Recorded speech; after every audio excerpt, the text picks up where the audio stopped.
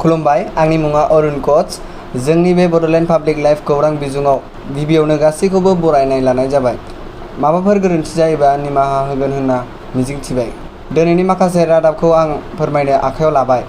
अन्नानै भिडिअखौ जोबजासिम नायलांदो आरो चेनेलाव गोदानै फैदोंबा चेनेलखौ साबस्क्राइब खालामना आंगो खालामना ला, जाहाथे जोंनि मोनफ्रोमबो खौरांखौ नोंथाङा मोननो हायो।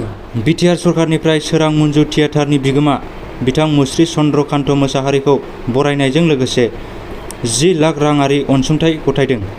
थांनाय मोनाबिलिनि 7 रिंगासोआव ओडिशानि बालासराव रेलनि गिख्रंथाव जाब्रबथाय जायो। जाब्रबथायजों दासिमाव गासै 237 सा सुबुंनि जिउ खहा जाबाय आरो 900निबो बारा सुबुंफोरा गोब्राब जोखोम जाबाय होनना मिथिनो मोननाय जादों।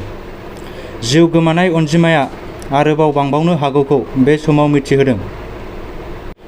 दतमा दुलाराय बर' फरायसा आफादनि बानजायनायाव 2023 इं मायथाइनि गोजौ फरायसालिनि जोबथा आनजादाव दख'रानि सिङाव थानाय बांसिन अनजिमा लानानै उथ्रिसारनाय फरायसाफोरनो 24थि अलंबार बान्था राननाय हाबाफारियाव क'क्राझार जिल्लानि एबसुनि गाहाय नेहाथारि मुस्रि खाम्फा बरगयारिया बेखेवगिरि आलासि महरै बाहागो लानानै फरायसाफोरनो फरायनायनि सोमोन्दै आरो इयुनाव गाव गावखौ जाफुंसार सुबुं खालामनानै लानो खावलायो आरो आथिखालाव फरायसाफोरनि थासारिनि सोमोन्दै गुवारै बेखेवनानै होयो।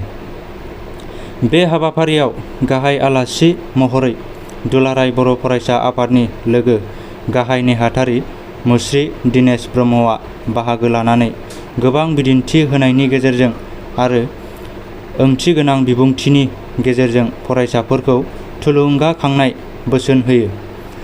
हाबाफारियावनो एबसुनि थुनलाइ नेहाथारि मिनिसोरां ब्रह्म, क'क्राझार जिल्लानि एबसुनि नेहाथारि मनजित दैमारि आरो रांगिरि महिम बसुमतारी बिथांमोनहा बाहागो लादोंमोन।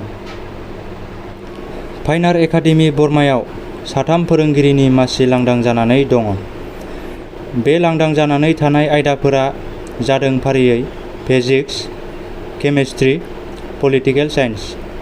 बेफोर मोनथाम आयदानि 3 फोरोंगिरिनि थाखाय पलिटिकेल साइन्स आयदायाव MA, फिजिक्स आयदायाव MSc आरो केमेस्ट्रि आयदायाव MSc उथ्रिनो हानाय गोसो गुदुं बिजाथि नोंथांमोनहा खौरां लाहरनो हागोन।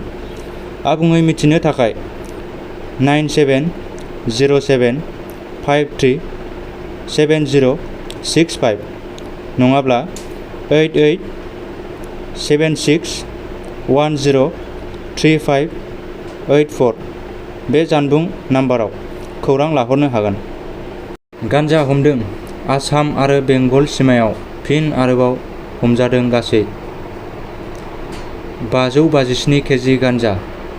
गान्जाजों लोगोसे 2 दायनिगिरि आरो गंसे ट्राकबो हमबावो। हमनो मोननाय गान्जानि बेसेनखौ गासै 3 कौटिनिबो बारा जागोन होनना मिथिनो मोननाय जादों। तामुलपुरनि नाग्रिजुलियाव ट्राइबेल एम्फरियाम काम फुड क'र्ट मिरुखौ बेखेवबाय।